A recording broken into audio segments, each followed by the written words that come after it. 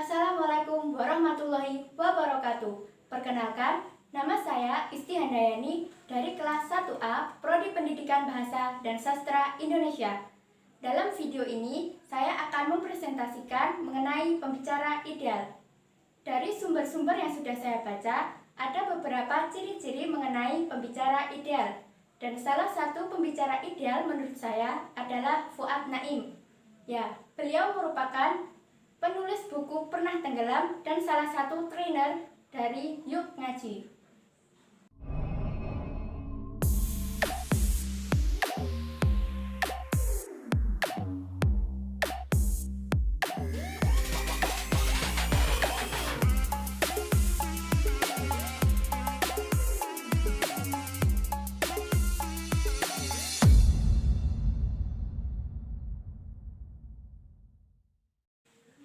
Berikut salah satu video saat beliau sedang mengisi sebuah acara. Karena video yang asli mempunyai durasi 1 jam 28 menit 4 detik, maka di sini saya akan menayangkan hanya beberapa menit saja. Selamat menyaksikan. Assalamualaikum warahmatullahi wabarakatuh. 안녕하세요. 잘 지냈어요? 네, 우선 우리 알라신께 너무너무 감사드립니다. 그리고 나서 우리 사랑하는 선제자 무함마드를 살라와다 wasallam. Rame ya, Masya Allah, sampai belakang-belakang sana. Iya, sampai di atas-atas, Masya Allah. Iya, biar berasa lagi stadion mana gitu. Alhamdulillah. Iya, jadi teman-teman hari ini Allah berikan kesempatan malam-malam ini kita ketemu di tempat yang asik banget ya, seru banget.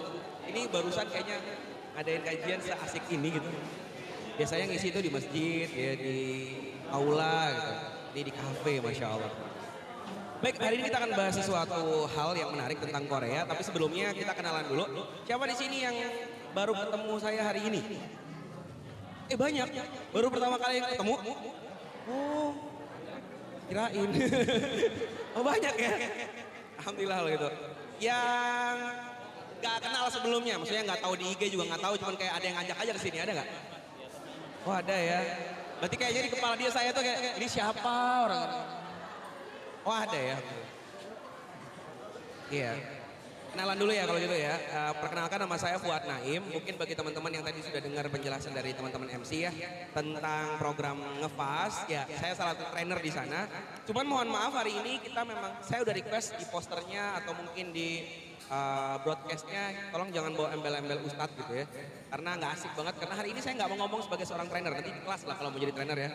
Kelas kita ngobrol soal hijrah. Hari ini saya mau ngobrol tentang masa lalu saya. Karena kan semua orang punya dimensi dalam hidup dong. Teman-teman yang masih SMA ada? Ada, satu orang doang. Kuliah. Angkat tangan. Oke, Mbak, kalau di rumah jadi anak apa jadi mahasiswa? Hah, jadi mahasiswa ada. Ada yang jawab jadi mahasiswa. Masya Allah ya. Di emaknya manggil, kamu dari mana? Aduh mohon maaf Bu dosen. Mungkin ibunya dosen gitu ya. Ya enggak dong, di rumah jadi anak, di kampus jadi mahasiswa. Semua orang punya peran, sama. Saya juga punya banyak peran dalam kehidupan. Salah satunya adalah dulu saya seorang fanboy. Jadi saya ex fanboy dari tahun 2007. Ada yang belum lahir 2007? Enggak ya, kayaknya udah tua-tua di sini ya. Soalnya nggak ada anak SMA gitu, anak kuliahan. Kelahiran berapa sih rata-rata? 95 ke atas, enggak? 98? Antum lahir pas-pas kerusuhan itu ya? Saya 98 ngungsi loh. Insya Allah. Iya. Saya 2009 itu menyukai Korean Wave, jadi sudah mulai tergila-gila Korean Wave. Cuma waktu itu memang belum K-pop ya. Tapi segala hal tentang Korea. Bisa dilihat dari jejak-jejaknya. Ini saya cari-cari zaman foto zaman dulu masih ketemu alhamdulillah. Ini handphone zaman dulu banget. Masih ada yang punya handphone model begini nggak? Yang candy bar gitu. Nggak ada ya. Kalau ada berarti terindikasi dia jualan pulsa kayaknya. Iya Bapak, antum jualan pulsa kayaknya. Enggak sih, biasanya kalau orang tua wajar karena lebih nyaman pakai yang tombolnya cuman berapa sih? Tombolnya rada-rada six-pack gitu kan ya.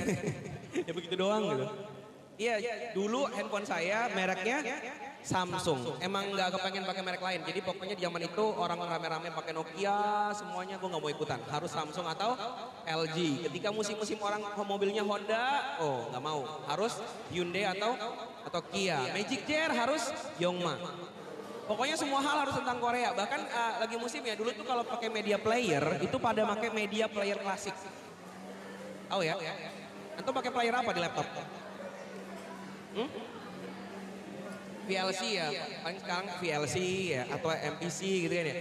Saya tuh nggak mau, dari dulu pengen makainya GOM. Setia sama GOM, karena GOM itu merek Korea. Bahkan tahu nggak ya, mahasiswa pasti tahu ya, file itu kan bisa bentuknya RAR atau zip. Bukanya pakai apa aplikasinya? Kalau nggak WinRAR, WinZip itu doang. Saya nggak pernah pakai itu, karena harus pakai merek Korea dong. Alzip.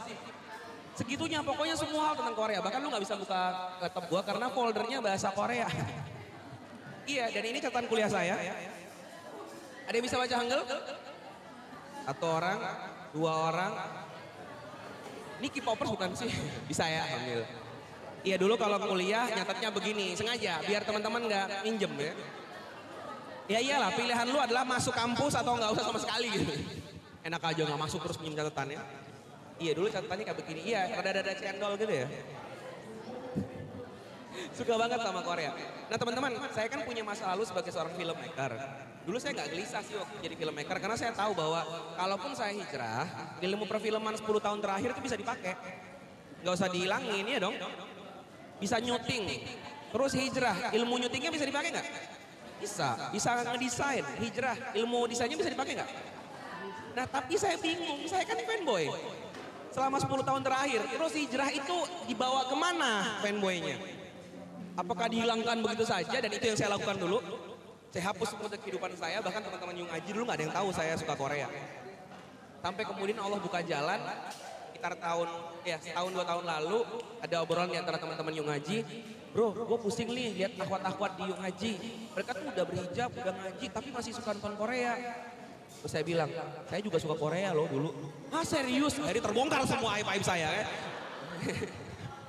Akhirnya muncullah ide untuk bikin kajian yang namanya Ada Apa Dengan Korea yang teman-teman hadiri hari ini. Jadi ternyata baru ketemu celahnya. Karena saya mikir, apa ya celahnya ya? Apa perlu saya bikin gathering syariah? Undang cover dance tapi lagunya bahasa Arab. Sorry jadi afwan. Fire jadi anar gitu ya. You beautiful diganti you Jamilah.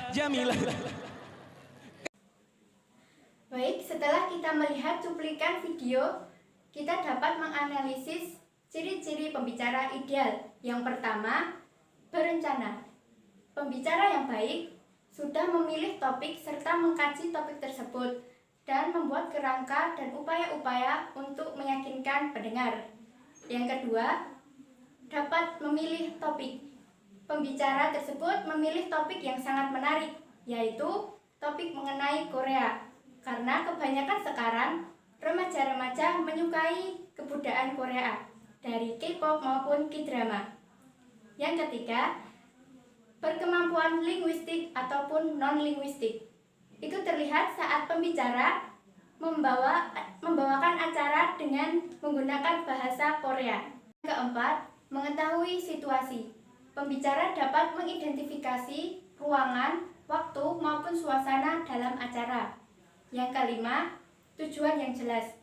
Dari awal acara, pembicara menyampaikan bahwa acara ini adalah sharing mengenai masa lalunya sebagai fanboy. Yang keenam, memahami latar belakang pendengar sebelum pembicaraan. Ini terlihat ketika pembicara bertanya kepada audiens apakah audiens di sini kebanyakan anak SMA atau mahasiswa. Yang ketujuh, pembicara sangat menguasai materi yang akan disampaikan karena memang background beliau adalah seorang mantan fanboy. Yang kedelapan, memperhatikan humor. Humor yang dikeluarkan adalah humor yang berhubungan dengan Korea.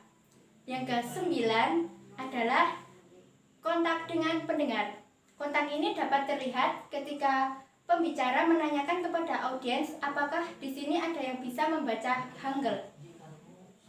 Sekian ciri-ciri pembicara ideal dalam video ini. Semoga bermanfaat. Wassalamualaikum warahmatullahi wabarakatuh.